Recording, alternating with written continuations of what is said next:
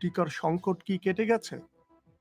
যে এখন বিভিন্ন সোর্স থেকেই আমরা টিকা আসছে, আমরা নতুন টিকা যেগুলো কিনেছি সেগুলো আসছে, পাশাপাশি কোভ্যাক্স এর মাধ্যমে যেটা আসার প্রতিশ্রুতি ছিল সেটাও এখন আসতে শুরু করেছে। ডেফিনেটলি এই মুহূর্তে আমরা সংকট উঠতে উঠেছি বলে আমাদের কাছে মনে হচ্ছে। গবেষণা বলছে বাংলাদেশে কোভিড রোগীদের 15%ই লং কোভিডে আক্রান্ত। ভারতে সদ্য নিয়োগ পাওয়া স্বরাষ্ট্র প্রতিমন্ত্রীর নাগরিকত্ব নিয়ে বিতর্ক। শুনবেন ইতিহাসের সাক্ষী। তবে শুরুতেই সবশেষ বিশ্ব সংবাদ।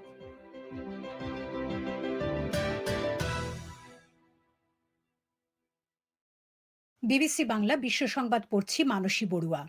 জাপানের টোকিওতে অলিম্পিক অ্যাথলিট এবং কর্মকর্তাদের মধ্যে করোনা ভাইরাসে আক্রান্ত হওয়া কিংবা কোয়ারেন্টিনে যাওয়ার ঘটনা বাড়ছে। অলিম্পিক শুরু হতে আর মাত্র 5 দিন বাকি।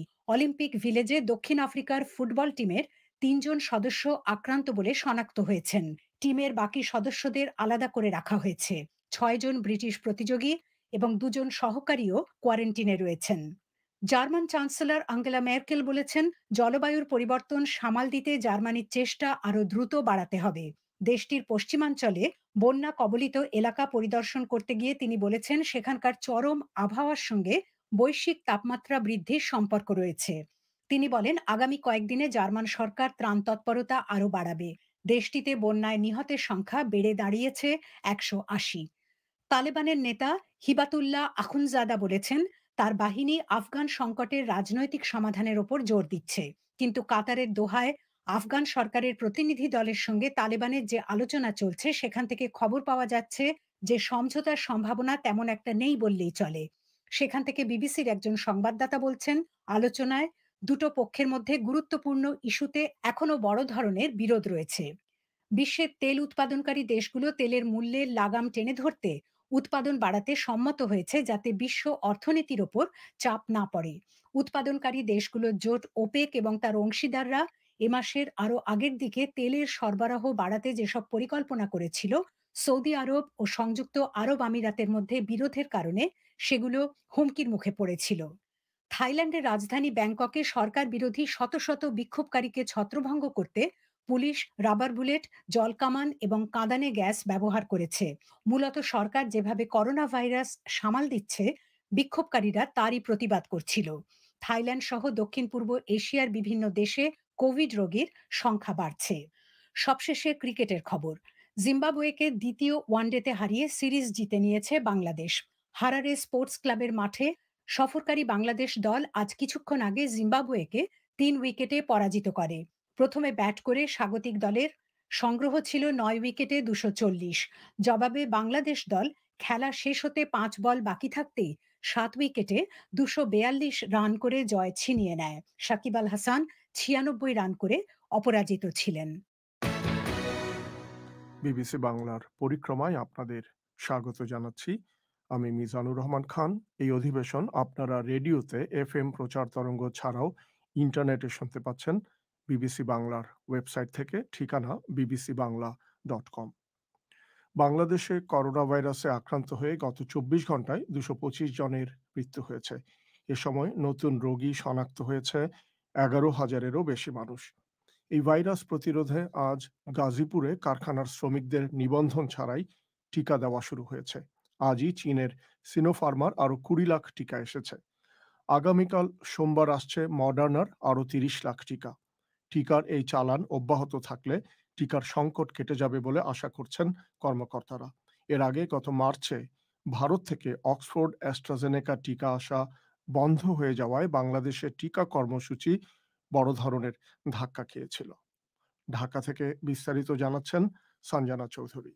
করোনা ভাইরাস সংক্রমণ রোধে গাজীপুরের কারখানা শ্রমিকদের আজ থেকে টিকা দেয়া শুরু হয়েছে এবং সেটা কোনো নিবন্ধন ছাড়াই।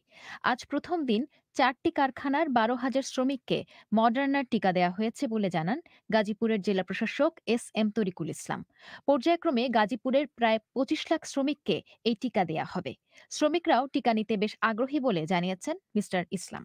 সরকার যখন সবকিছু বন্ধ রাখছে, সেখানে কিন্তু কলকারখানাগুলো চলছে। যে এই যে 40 থেকে 50 লক্ষ মানুষ, তারা কন্টিনিউয়াস রাস্তাতে যাতায়াত করছে।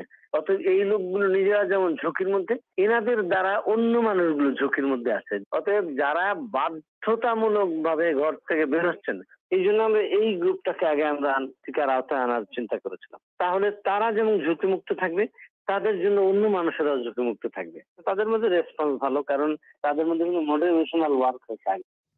টিকা নেয়ার ব্যাপারে মানুষের এই আগ্রহ বাড়ার বিষয়টি আঁচ করতে পেরেছেন বেসরকারি প্রতিষ্ঠানের কর্মকর্তা সুমাইয়া তাবাসসুমও। আজ ঢাকার একটি টিকা কেন্দ্রে তিনি টিকা দিতে গিয়ে দেখেন সেখানে নারী পুরুষ দুটি লাইনই ছিল অনেক দীর্ঘ। সম্প্রতি সংক্রমণ খুব দ্রুত বাড়তে থাকায় এবং কয়েক ধরনের টিকা থেকে বেছে নেওয়ার সুযোগ থাকায় তিনি এই টিকা নেয়ার কথা জানিয়েছেন। আসলে আজকে ডেল্টা ভ্যারিয়েন্টের কারণে অনেক বেশি মানুষের কোভিড হচ্ছে, যেটা প্রেক্ষিতে আজকে আমি টিকা দিতে গিয়েছি সেন্টারে। আর আমার ধারণা ছিল যে আমি যদি খুব সকাল সকাল চলে যাই তাহলে আমি হয়তো খুব সহজে খুব কম সময় টিকাটা দিয়ে আসতে পারবো।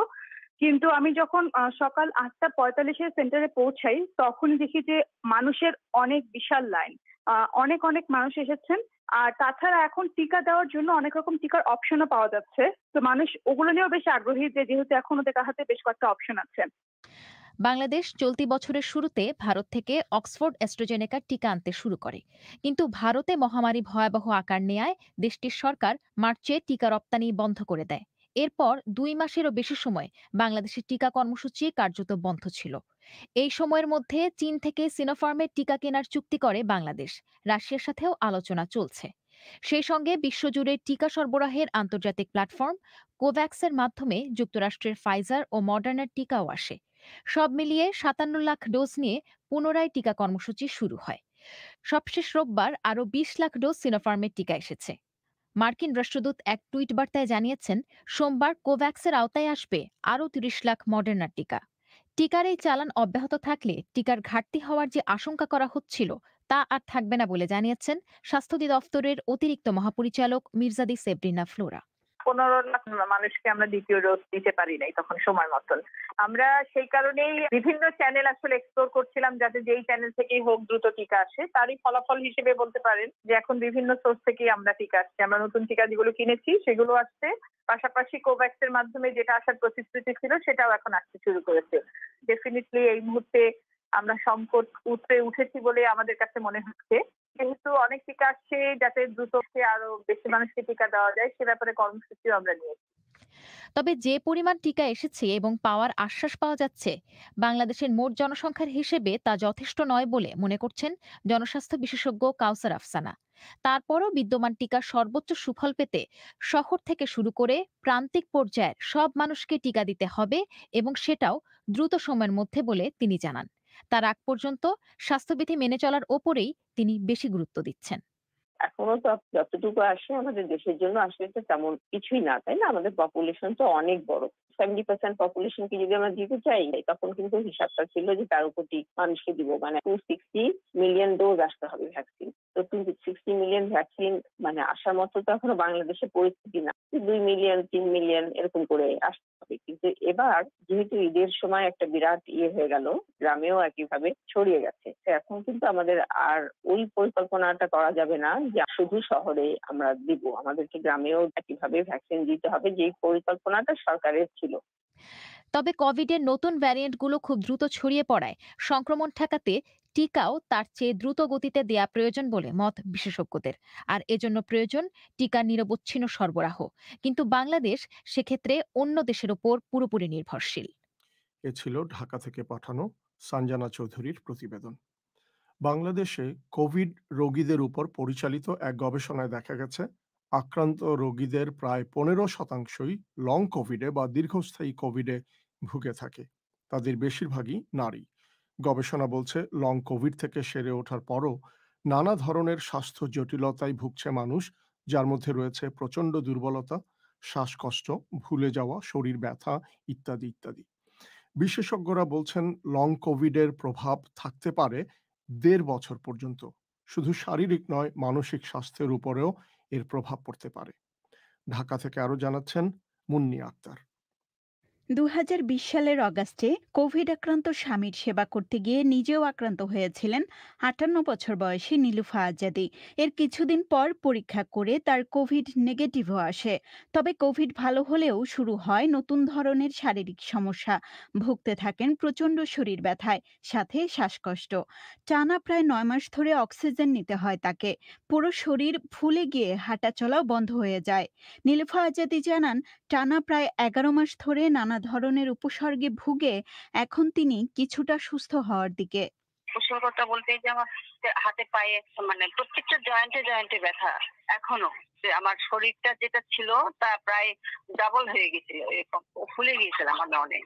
পুরাটা এই যে এতদিনেই কমছে, 11 মাসে এই মাত্র স্বাভাবিক হওয়া ধরছে আমার শরীরটা। কিন্তু আমার অক্সিজেন চলছে অনেকদিন। আমার শ্বাসকষ্ট ছিল তো, যার কারণে আমার অনেকদিন, এই যে বললাম মাত্র 2 মাস বোধহয় আমার অক্সিজেন বন্ধ হয়েছে। চলতি বছরের মার্চে কোভিডে আক্রান্ত হয়েছিলেন মইনুর সুলতানা।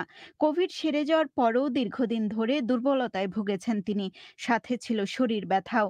মইনুর সুলতানা জানান, কোভিডের পর তার মাথার বেশিরভাগ চুলই পড়ে গেছে। প্রথমে অনেক দুর্বল লাগতো, দুর্বলতা ছিল, শরীরটা মনে হয়তো কি যেন স্টিফ হয়ে আছে, এরকম কেমন জানি একটা মনে হয়, আসলে বোঝানো যাবে না।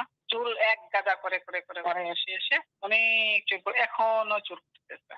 বাংলাদেশে যশোর বিজ্ঞান ও প্রযুক্তি বিশ্ববিদ্যালয় এবং যুক্তরাজ্য ও যুক্তরাষ্ট্রের একাধিক বিশ্ববিদ্যালয়ের প্রায় 17 জন গবেষকদের একটি দল লং কোভিড নিয়ে গবেষণা করেছেন।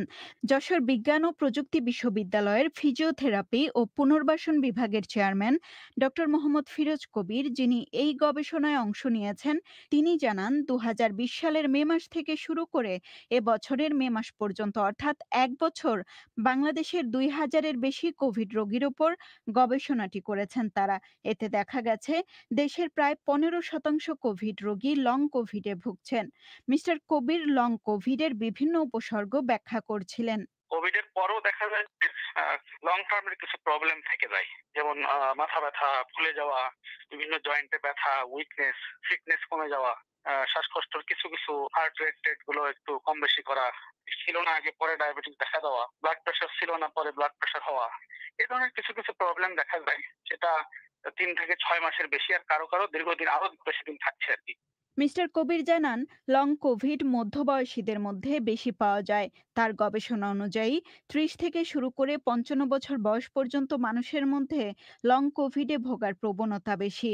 মিস্টার কবির জানান, লং কোভিডে আক্রান্তের প্রবণতা পুরুষের চেয়ে নারীদের মধ্যে বেশি। এর কারণ হিসেবে তিনি বলেন, এটার মূলত কারণটা যেটা দেখা গেছে সেটা হলো যে মেয়েরা সাধারণত ফিজিক্যাল অ্যাক্টিভিটিস পুরুষদের চেয়ে কম করে। আমাদের দেশের যে সিস্টেম আর কি, ফিজিক্যাল অ্যাক্টিভিটি যারা কম করে তাদের ইমিউন বুস্টিংটা কম হয়, এটা একটা বিষয় আছে। আর একটা হলো থেকে শুরু করে হেলদি খাবার টাবার সবকিছু থেকেই মেয়েরা একটু বঞ্চিত হয়, যে কারণে তুলনামূলক ভাবে তারা ওই দ্রুত অ্যাডাপ্ট করার ইয়েটা কম থাকে। এটাই মেইনলি কারণ হিসেবে আমরা পেয়েছি। তবে এটা নিয়ে আরো ফার্দার স্টাডি হচ্ছে। জনস্বাস্থ্য বিশেষজ্ঞরা বলছেন, লং কোভিড মানুষের শারীরিক ও মানসিক দুই ক্ষেত্রেই ব্যাপক প্রভাব ফেলে। জনস্বাস্থ্য বিশেষজ্ঞ ডক্টর লেলিন চৌধুরী বলেন, লং কোভিডের কারণে মানুষের স্নায়ুতন্ত্র ক্ষতিগ্রস্ত হয়। এছাড়া বংশগত রোগ থাকলে সেটিও প্রকাশিত হয় লং কোভিডের কারণে। এর মধ্যে একটি হচ্ছে নিউরোলজিক্যাল, স্নায়ুতন্ত্রীয়। এই সময় তার দেখা গিয়েছে ঘুম হচ্ছে না, মাঝে মাঝে অতি উত্তেজিত হয়ে যায়, বা কখনো আবার হতাশ হয়ে যায়, যেটাকে আমরা বলি ফ্লিটিং অফ মুডস। তার শরীরে যদি কোনো রোগের বংশগত বা অন্য কোনো ধরনের প্রবণতা থাকে, সেগুলোর প্রকাশ ঘটে। যেমন আগে ডায়াবেটিস ছিল না, কিন্তু তার পরিবারে ডায়াবেটিস রয়েছে, অর্থাৎ সে সুপ্ত ডায়াবেটিক রোগী ছিল। লং কোভিডে দেখা যায় তার ডায়াবেটিস হয়ে গিয়েছে। একই ব্যাপার ব্লাড প্রেশারের জন্য। ছেলেদের কোভিড বেশি হয়, একটা বিশেষ সময় পরে তাদের স্পার্ম কোয়ালিটি ডিটেরিয়েট করতে পারে, ফলে কিন্তু ছেলেদের বন্ধ্যাত্ব সমস্যা দেখা দিতে পারে। বাংলাদেশের স্বাস্থ্য অধিদপ্তরের তথ্য মতে এ পর্যন্ত 11 লাখের বেশি মানুষ কোভিড আক্রান্ত হয়েছেন। মুন্নি আক্তার, ঢাকা থেকে। আপনারা শুনছেন বিবিসি বাংলার পরিক্রমা। ভারতে নরেন্দ্র মোদী মন্ত্রিসভার একজন নবীন সদস্য এবং স্বরাষ্ট্র প্রতিমন্ত্রীর দায়িত্বে থাকা নিশীথ প্রামাণিক আসলে বাংলাদেশের নাগরিক কিনা তা নিয়ে দিল্লির রাজনৈতিক মহলে তুমুল হইচই শুরু হয়েছে। বিভিন্ন মিডিয়া রিপোর্টের ভিত্তিতে বিরোধী কংগ্রেসের একজন সিনিয়র নেতা ও এমপি রিপুন বোরা প্রধানমন্ত্রীকে চিঠি লিখে দাবি করেছেন, মিস্টার প্রামাণিক মিথ্যা হলফনামা নিয়ে নিজেকে ভারতীয় বলে দাবি করেছেন কিনা তার তদন্ত করতে হবে। এই দাবিকে সমর্থন করেছে পশ্চিমবঙ্গের শাসক দল তৃণমূল। বিজেপি অবশ্য এই বক্তব্য সরাসরি নাকচ করে দিয়েছে। দিল্লি থেকে বিস্তারিত জানাচ্ছেন Shubhajyoti Ghosh. I, Nishit Pramanik, do swear in the name of God that I will bear true faith, allegiance to the Constitution of India. দিন দশেক আগেই ভারতে নরেন্দ্র মোদী মন্ত্রিসভার নতুন সদস্য হিসেবে রাষ্ট্রপতির কাছে শপথ বাক্য পাঠ করেছেন নিশীথ প্রামাণিক। মাত্র ৩৫ বছর বয়সী এই বিজেপি নেতা মন্ত্রিসভার একজন তরুণ মুখই শুধু নন, প্রথমবার মন্ত্রী হয়েই তিনি পেয়েছেন গুরুত্বপূর্ণ স্বরাষ্ট্র মন্ত্রণালয়ে প্রতিমন্ত্রী বা অমিত শাহর ডেপুটির দায়িত্ব। মাত্র ২ বছর আগে বিজেপিতে যোগদান করলেও দল যে তাঁকে কতটা গুরুত্ব দিচ্ছে তা তাঁর এই রাজনৈতিক উত্থানের মধ্যে দিয়েই প্রমাণিত। In accordance with the Constitution and the law, without fear of favor. কিন্তু কেন্দ্রে মন্ত্রী হওয়ার পর এক সপ্তাহ যেতে না যেতেই কুচবিহারের এই বিজেপি এমপির নাগরিকত্ব নিয়ে চরম অস্বস্তিকর প্রশ্ন তুলেছেন আসামের কংগ্রেস নেতা ও রাজ্যসভার এমপি রিপুন বোরা। পার্লামেন্টের নিজের লেটার হেডে গত ১৬ই জুলাই সরাসরি প্রধানমন্ত্রী মোদীকে লেখা এক চিঠিতে মিস্টার বোরা বলেছেন, বেশ কিছু গণমাধ্যমে রিপোর্ট করা হয়েছে নিশীথ প্রামাণিক আসলে বাংলাদেশের নাগরিক এবং জাল হলফনামা দিয়ে তিনি ভারতের নির্বাচনে লড়েছেন। নিশীথ প্রামাণিকের আসল জন্মস্থান বাংলাদেশের গাইবান্ধায় নাকি ভারতের কোচবিহারে, প্রধানমন্ত্রীর কাছে সেটিও তদন্ত করে দেখার অনুরোধ জানিয়েছেন কংগ্রেসের ওই প্রবীণ নেতা। I have not raised the allegation. This is not my allegation. Whatever I got in the public domain, in number of news channel, even in digital media also papers. Ripun বোরা এদিন বিবিসি বাংলাকে বলছিলেন, ওই অভিযোগ কিন্তু আসলে ঠিক আমার তোলা নয়। আমি পাবলিক ডোমেইনে অর্থাৎ বিভিন্ন নিউজ চ্যানেলে, ডিজিটাল মিডিয়া বা খবরের কাগজে যে তথ্য পেয়েছি তার ভিত্তিতেই একজন সাধারণ নাগরিক ও পার্লামেন্টারিয়ান হিসেবে এই প্রশ্নটা তোলা উচিত মনে করেছি। ওইসব খবরে বলা হয়েছে আসলে তাঁর জন্মস্থান হলো বাংলাদেশের গাইবান্ধায়, অথচ তিনি নির্বাচন কমিশনে হলফনামা দিয়ে বলছেন তাঁর জন্ম নাকি কুচবিহারে। দেশের স্বরাষ্ট্র প্রতিমন্ত্রী যদি এখানে সত্যি গোপন করে থাকেন তাহলে সেটা অবশ্যই অতি গুরুতর ব্যাপার, আর সেজন্যই আমি এ ব্যাপারে প্রধানমন্ত্রীর দৃষ্টি আকর্ষণ করেছি। As a member of parliament, I brought the matter to the notice of Prime Minister only by writing this letter. Mister Bora চিঠিতে আরও লিখেছেন, গাইবান্ধা থেকে ভারতে একটি কম্পিউটার কোর্স করতে এসে নিশীথ প্রামাণিক ডিগ্রি পাওয়ার পরও আর বাংলাদেশে ফিরে যাননি।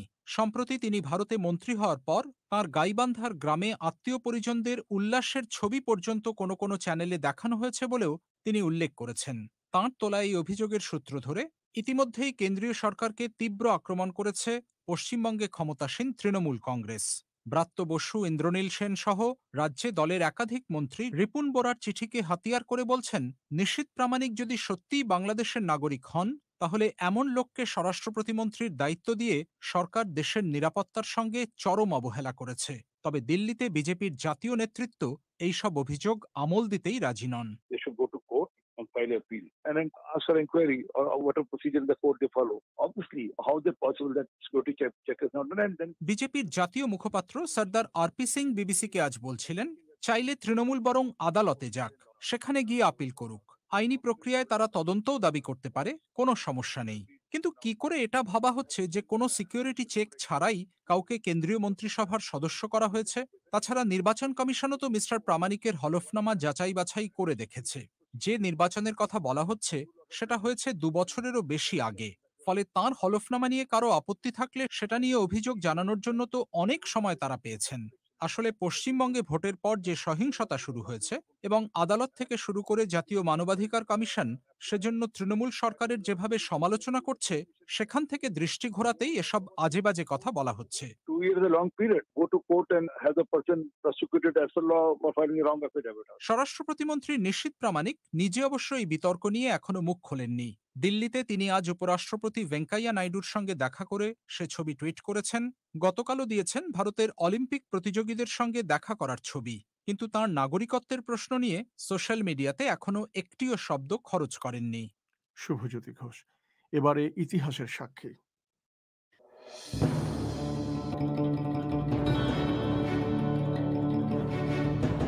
ইতিহাসের সাক্ষী। আজ শুনব পৃথিবীর অন্যতম প্রাচীন মাতৃতান্ত্রিক এক সমাজের নারীদের কথা, যে সমাজে নারীরাই সর্বেসর্বা এবং একজন পুরুষের সাথে সম্পর্ককে যে সমাজে নিরুৎসাহিত করা হয়। আজকের ইতিহাসের সাক্ষী পরিবেশন করছি মানসী বড়ুয়া। হিমালয়ের কোলে দক্ষিণ পশ্চিম চীনের এই অঞ্চলটি তথাকথিত নারী শাসিত একটি অভিনব সাম্রাজ্য। নারীরা সেখানে শক্তিশালী। আপনি সেখানে গেলে দেখবেন এই সম্প্রদায়ের নারীদের মধ্যে কি পরিমাণ আত্মবিশ্বাস, যেটা তাদের স্বভাবজাত। আমাদের নারীদের মধ্যে এটা সচরাচর দেখা যায় না।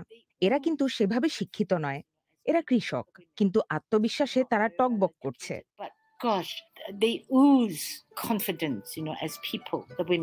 বলছিলেন চু ওয়াই হং।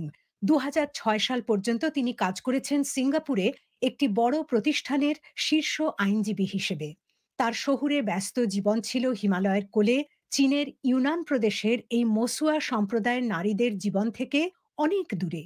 কিন্তু চু ওয়াই হং কাজ থেকে আগাম অবসর নিয়ে যখন তার পূর্বপুরুষের দেশ চীনে বেড়াতে যান, তখন হঠাৎ করেই তিনি দেখা পান এই পাহাড়ি বাসিন্দাদের। বিচ্ছিন্ন এই সম্প্রদায়ের জীবন দারুণ ভালো লেগে যায় চু ওয়াই হং এর। অপূর্ব সুন্দর একটা হ্রদ, পাহাড়ের প্রায় 3000 মিটার উচ্চতায়, নাম লুগু লেক। চারপাশে চমৎকার ঝাউবন, দারুণ পাহাড় ঘেরা চোখ জুড়ানো এলাকা। প্রত্যেকেই কৃষিজীবী। খুব শান্ত ধীর স্থির জীবনযাত্রা সেখানে।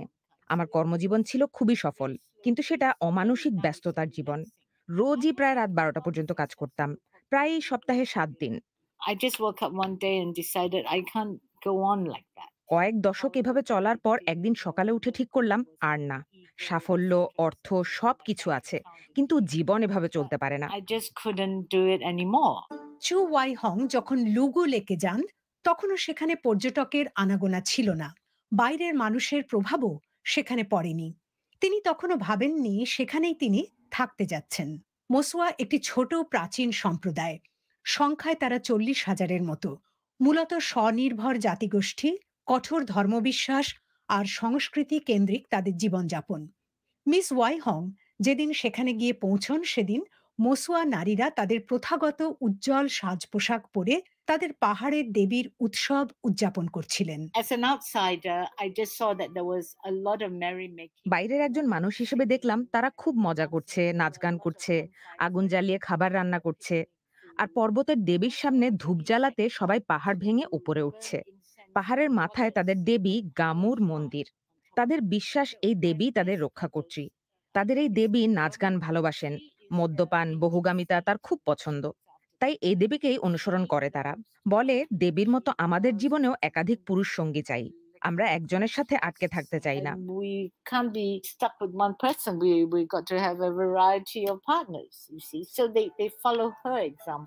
প্রথাগতভাবে মসুয়ারা মাতৃতান্ত্রিক, অর্থাৎ তাদের বংশ পরম্পরা মায়ের দিক থেকে।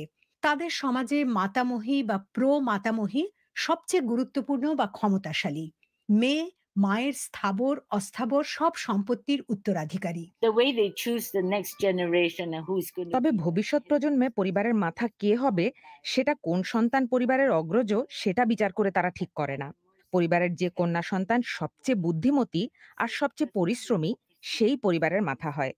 মেধা ও কর্মদক্ষতা বিচার করে সেটা ঠিক করে দেন পরিবারে মায়ের দিকে জীবিত সবচেয়ে বয়োজ্যেষ্ঠ নারী। তিনিই বলে দিবেন, ধরুন আমার 3 নম্বর নাতনি সবচেয়ে দায়িত্বশীল, আমি মারা গেলে ভবিষ্যতে এই সংসারের প্রধান হবে, তোমরা সবাই তার নির্দেশ মেনে চলবে। এই সমাজে তাহলে পুরুষের ভূমিকা কি? তাদের লোকসংস্কৃতিতে মসুয়ারা বিশ্বাস করেন যে পুরুষের ভূমিকা হলো শুধু সন্তান উৎপাদনে সাহায্য করা। তাদের ব্যাখ্যায় নারীর শরীরে নতুন জীবনের যে বীজ সুপ্ত আছে, পুরুষ তাকে অঙ্কুরিত করবে।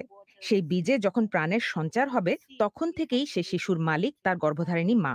বাবার ওই শিশুতে কোনো অধিকার নেই, সে শুধু বীজে পানি দিয়ে তাকে অঙ্কুরিত করেছে, ওইটুকুই তার ভূমিকা। শিশুর জীবনে বাবার আর কোনো ভূমিকাই থাকে না।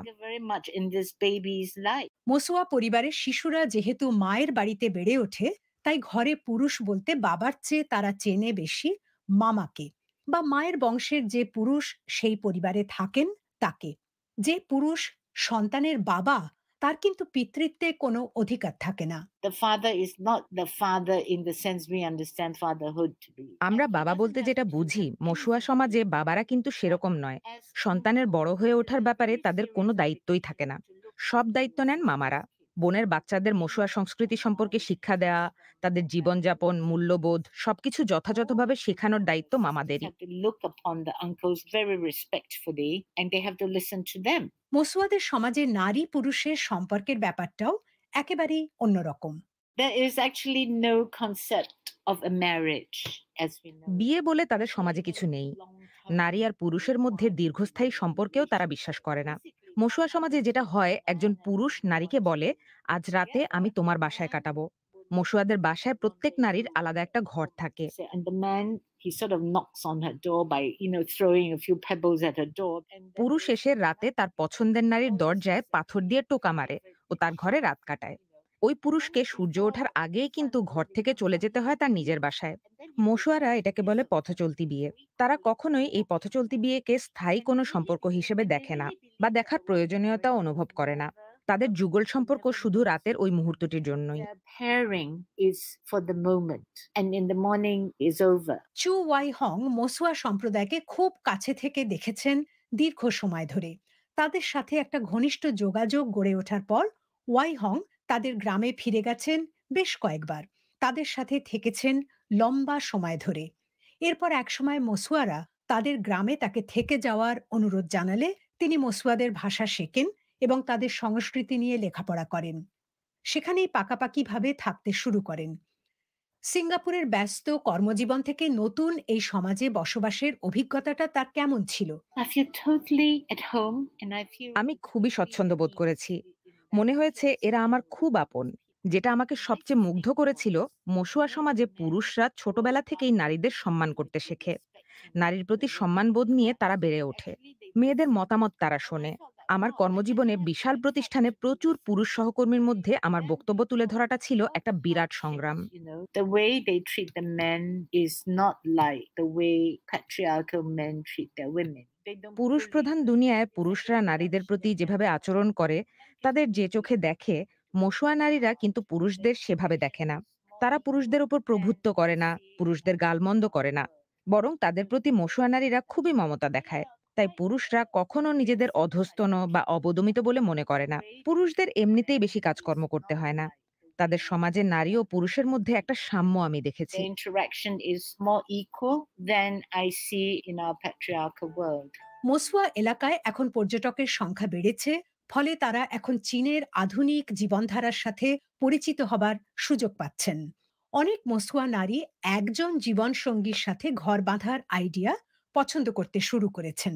তবে চু ওয়াই হং বলছেন, সমাজে নারীর সম্পর্কে পুরুষের যে প্রচলিত ধ্যান ধারণা রয়েছে, প্রাচীন এই মসুয়া সমাজ তার অনেক কিছুকেই চ্যালেঞ্জ জানাতে পারে।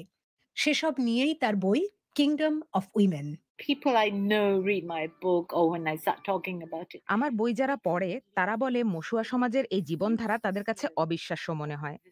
মাতৃতান্ত্রিক সমাজও যে কাজ করতে পারে, সুন্দরভাবে চলতে পারে, এই যুক্তিটা তারা মানতে পারে না।